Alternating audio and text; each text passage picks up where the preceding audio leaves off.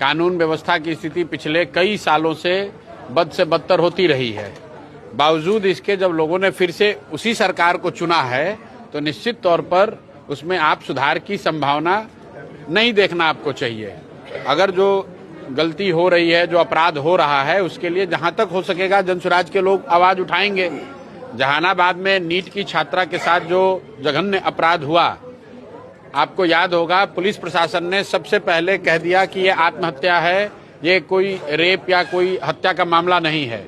सबसे पहले जनसुराज के लोग, मैं खुद जब उन पीड़िता के घर हम लोग गए, उसके बाद सरकार की आंख खुली, उसके बाद एसआईटी का गठन हुआ, उसके बाद पुलिस के 2 अफसर सस्पेंड किए गए। तो जहां उस तरह की कोई जघन्य अपराध होता है वहां कोशिश होती है कि हम लोग जाकर पहुंचे, लेकिन उनकी आवाज बने, उनकी मदद की जाए। लेकिन जो सरकारी व्यवस्था है वो तो अभी जनता ने चुनकर बनाया है। हम लोग 3 बरस से यही बात बताने की कोशिश कर रहे थे कि अगर आप बबूल बोइएगा तो आम नहीं खा सकते हैं। अगर आप एनडीए की सरकार जो आपने चुनी है, जो इस व्यवस्था से आप परेशान थे, जिनके भ्रष्टाचार से, जिनके शासन के दौरान होने वाले अपराध से आप परेशान थे, उन्हीं विधायकों को, उसी सरकार को आप 1-1 लाख 2-2 लाख वोट देकर जिताकर बना दिए, तो निश्चित तौर पर ये स्थिति बदलने वाली नहीं है। स्थिति बदलना है तो लोगों को बदलना होगा।